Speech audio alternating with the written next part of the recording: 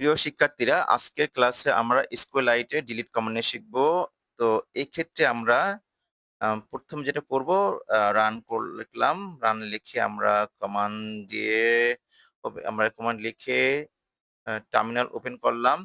আমরা database open করব। Database open করে কি করব? SQLite 3 school.db অর্থাৎ স্কুল ডাটাবেসটা ওপেন করলাম। এখন স্কুল ডাটাবেস ওপেন করার পরে আমরা কি করতে চাচ্ছি? আমরা দেখতেছি কি টেবিল রয়েছে। তাহলে কি করব? ডট টেবিলস লিখলাম। দেখতে পারলাম যে ৩ টা টেবিল রয়েছে। তাহলে আমরা ৩ টা টেবিলের মধ্যে স্টুডেন্ট টেবিলের ডাটা নিয়ে কাজ করতে চাচ্ছি। সুতরাং আমরা কি করব?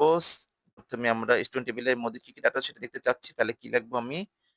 ১ম এ লিখবো a dot mod columns dot headers 1 dot no select all from student আমরা লিখলাম।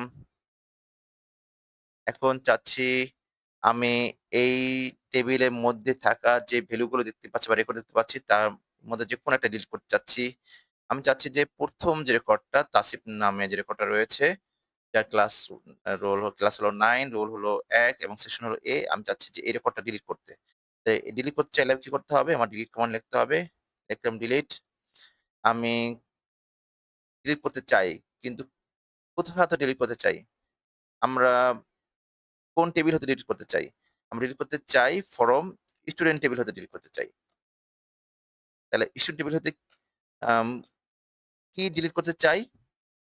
হোয়ার নেম ইকুয়াল টু তাসিফ। তার মানে তাসিফ নামে যে নামটা রয়েছে, সেই নামের আন্ডার যে রেকর্ডটা রয়েছে, সেই রেকর্ডটা আমরা স্টুডেন্ট টেবিল হতে ডিলিট করতে চাই।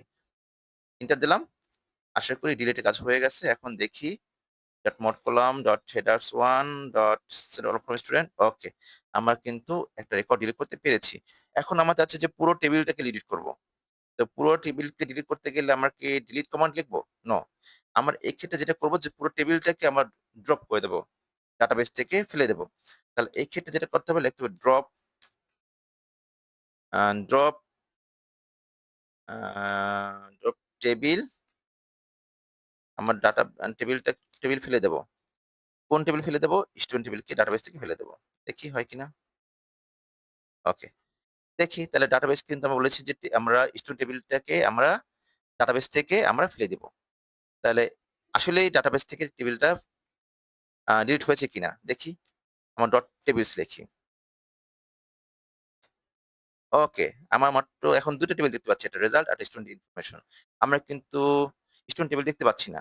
অর্থাৎ আমার ড্রপ টেবিলের মাধ্যমে আমরা যেকোনো একটা টেবিলকে কিন্তু ডাটাবেস থেকে বাদ দিতে পারি। তো আশা করি সবাই বুঝতে পেরেছ। ধন্যবাদ সবাইকে।